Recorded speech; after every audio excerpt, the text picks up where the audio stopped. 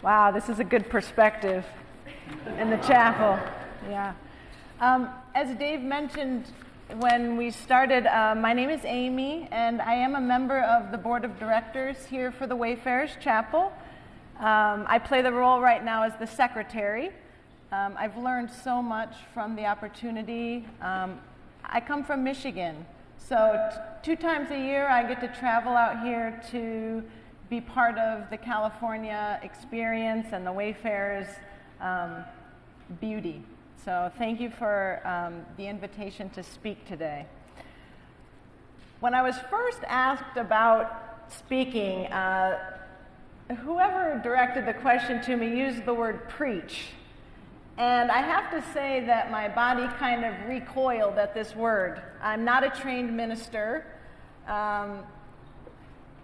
We're in the midst of a lot of trained ministers, so I want to make it very clear that I've never attended theological school, but I do have some experience with the Swedenborgian faith. In the late 1800s, maybe 1850, my ancestors from Scotland came to Michigan and established a Swedenborgian settlement area. My family still attends a weekly camp at that actual historic site. So I'm about a 6th generation Swedenborgian, which doesn't really give me a badge or anything, but it actually makes it a little hard for me to articulate some of the wisdom that our faith has, because I don't have a training in that, but it's almost an essence of who I am. So I hope that I can take some of my experience living as a Swedenborgian, being raised as a Swedenborgian, and maybe leave you with a little message that you can stick in your pocket for another day. Let me turn my notes the right way. Some of you may have noticed when you came in, if this is your first time, this actual chapel is a memorial for Emanuel Swedenborg. And he was a very interesting man, a scientist, theologian, a courtsman in Sweden. And he studied everything that was possible to study. He didn't do that for a degree. He didn't do that for money. He did that out of pure interest. He would live with carpenters and learn about carpentry. He would live with bookbinders and he'd learn about binding books. We don't hear a lot about Swedenborg like we do about Einstein or lots of other influential people, but let me mention a couple things that Swedenborg has actually had some influence on.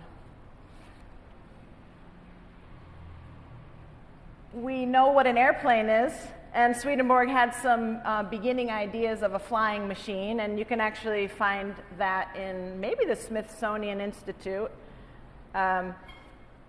He had some amazing ideas about a mechanical carriage, which I think today we call a car. He had ideas about submarines. He had a cool invention, a screw machine, which I think we call that a drill now. The list goes on and on and on. And again, I'm not an expert on Swedenborg's life.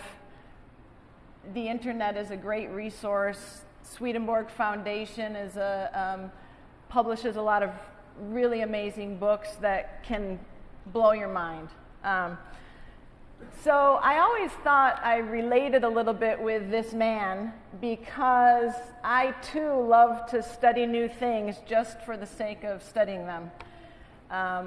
I've studied Spanish, I've studied rock climbing, I've studied composting, stained glass, pottery, anything I can get my hands on just to learn a little bit about and stick that in my pocket for a rainy day. So I've always wanted a chance to talk to this man. And you know that question they ask, if you could speak with anyone who's passed, who would it be? For me, that would be Swedenborg. I'd love to talk to him. What would I say? Well, I wanted to let him know some things that we've discovered along the way that maybe he would connect with. I did attend massage school for a few years. It's called a therapeutic bodywork program because we do more than just massage. But I learned a couple things in that program that really changed who I am and my understanding of life and myself. So like I said, I have some influence from my mother and my father and my grandmother and my ancestral lineage about the Swedenborgian faith. And there are three things that I kind of gleaned from those teachings. One thing is Swedenborg's idea of correspondences. And correspondences are the inner sense of things. So, for example, when we read the Bible, there's not necessarily a literal explanation of those words. There's an inner sense. So it's a little complicated. Again, I'm not a scholar at this, and we have many if you'd like to talk more about that. But the physical world, in Swedenborg's eyes, was a reflection of the spiritual world. That resonates with me, and that really makes a lot of sense with how I understand the Bible and how I understand most of religion. One correspondence that Swedenborg talked about is the correspondence of water corresponding with truth. And we'll talk a little bit more about that later, but kind of hold on to that idea that Swedenborg, whenever he read the word water, it has an inner sense of truth. Sometimes truth can be good, sometimes truth can be bad. So there's a lot packed in there.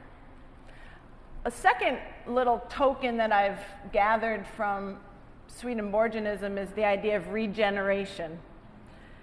And regeneration is how people can grow spiritually throughout their lives. Going to massage school was actually something that contributed to my personal regeneration. And again, I'll get to maybe why that was.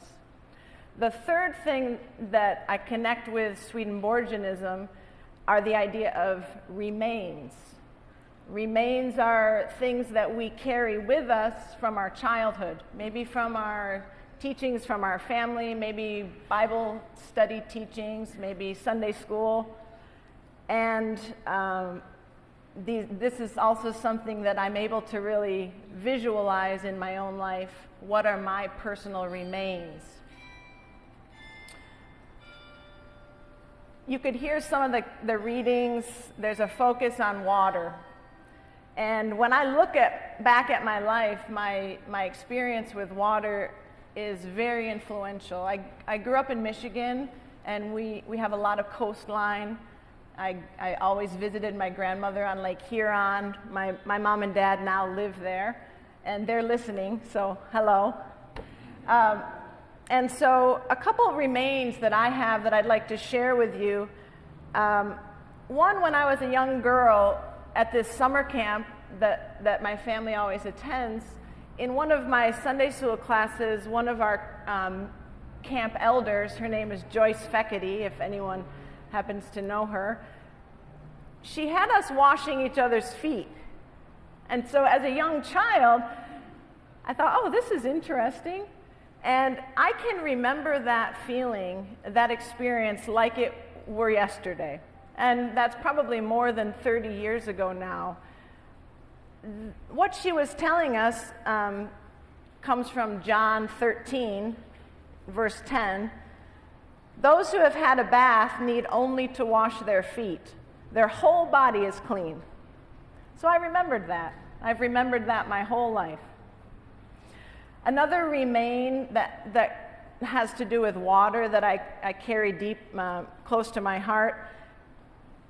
I grew up on a 75-acre piece of property, and sometimes that kind of blows my mind when I come out here and I realize how many people are within 75 acres. And it was just my family of 5 on that 75-acre piece of land. we had a river and a pond. I would go and check on the tadpoles in the pond every day to see how they were turning into frogs. Sometimes my family, we would go down to the river and have our church service. Again, as a child, that was quite influential, that you can have church outside by the river. And I think Lloyd Wright, he designed this chapel, and I think he had the same idea. Swedenborg teaches that church is on the inside. It's not so much about the structure around you. And I think Lloyd Wright did a great job. He made a beautiful structure, but his point is that you are beyond the structure and that you're within the structure, and you are the church. So although this is a beautiful structure, it's not until your hearts are in here that it actually becomes a holy place. So I always carried this with me. And of course, living close to Lake Huron, I got to submerge myself in this water regularly. I remember thinking it would be okay if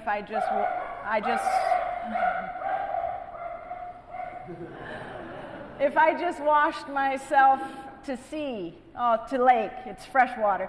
But I remember just trusting fully in the water. My body would float. The wave would come, the swell would come, and the wave would go down. And that was, to me, a really spiritual moment. Even as a young girl, I remember thinking, this is heaven. So those are a few little remains that I carry with me, and they all have to do with water. Now flash forward to my bodywork program, and I started to learn about, obviously, the body. And of course, we know we're made of water. About 60%, right? But even our bones are water. And this was really fascinating for me to learn about the system of the body and how this water it runs through us.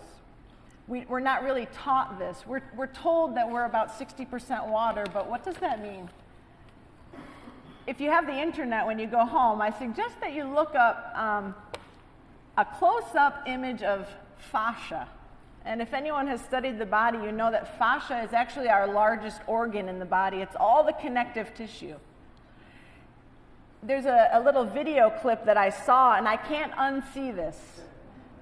It's fascia zoomed in about 25 times.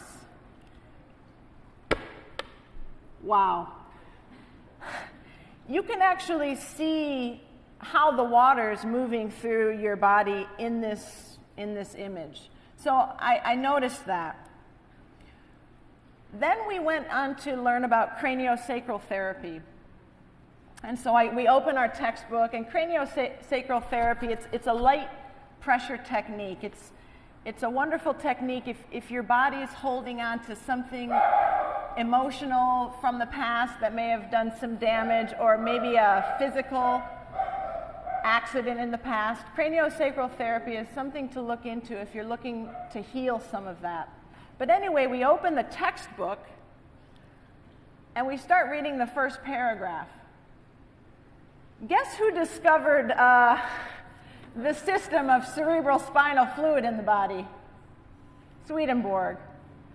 I looked around like, oh my gosh. No one had any light up on their face. So I said, okay, yes, this is a unique experience that I'm having right now. So Swedenborg was one of the first people to realize that the plates in your skull can move a little bit, and that we actually have a primary respiration in the body, not the lungs. Our primary respiration is actually the cerebral spinal fluid that's moving through the body. So all of these things together have blossomed into this idea, a reminder to me, for one, that I was in the right place at the right time, because I had that moment where I felt like Swedenborg was with me, and Swedenborg was saying, learn. You won't know all the answers, but learn.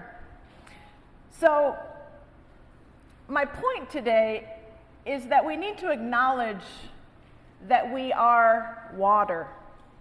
We know this, but we actually need to really acknowledge and focus on the fact that words that are spoken are going to affect us because we have a brain, but also because our bodies are made of water. And I've got a couple examples just briefly, because when I was asked to give a message or to think about a message, actually I was asked to preach, remember? And my body went like, ugh, like this, ugh. And I said, no, I can't do that. I can't. And I started to tell myself really negative things. You don't know enough to stand and talk in front of a congregation. You're not a minister. You don't have a voice. And as I would tell myself these things, my body started to kind of hurt.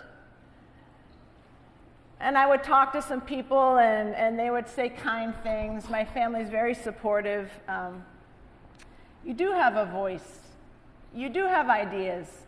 Even if you are a little nervous, maybe that's going to help someone else that might feel a little nervous be able to stand up and speak in front of people as well. So my body started to calm, and I started to tell myself positive things. I can do this. I have something to share. And then I started to take note. I thought, well, I'm just going to be open to any messages that might come in that might help me. Well, if anyone uses their notes on their phone, I wish I could show you mine. I have about 25 pages of notes, because every time I turned on the radio, every time I listened to a podcast, every time I read a book or there was something about how our body and our life is affected by the attitudes or the words spoken by others. Nobody said it exactly quite like that, but I did start to sense that this isn't a new concept, but it may be a concept we need to be reminded of. And I had a couple examples. Some of you probably have seen the experiment with 3 plants. One plant is spoken really kindly to. You're so beautiful, luscious green leaves. You hold that water so well. That plant flourishes. Then there's the plant that's bullied and harassed. Oh, you're the ugliest plant I've ever seen. And there are some words, please say this to this plant. That plant doesn't do so well. Then there's a plant that's not talked to at all. That plant does the worst. This experiment's happening all around. I've seen it in different places, and to me that says a lot. There's even studies about how we talk to a bag of potato chips. You can get a sound sample, and you can see that object is absorbing what we say to it. Let's see, I know I have another example. Oh, and then I've seen, that show Brain Games? My daughter and I like to see Brain Games. And there were some basketball players, really good basketball players. And they said, okay, you guys go ahead and make some shots. Then they started harassing them, booing them. They started missing. Then some inexperienced ball players came out. They were praised and encouraged. They started making baskets. I said, hey, again, there it is. And then if some of you have ever studied about Masaru Emoto, he's a Japanese man that has done some studies on Hado, and this is about in the 90s.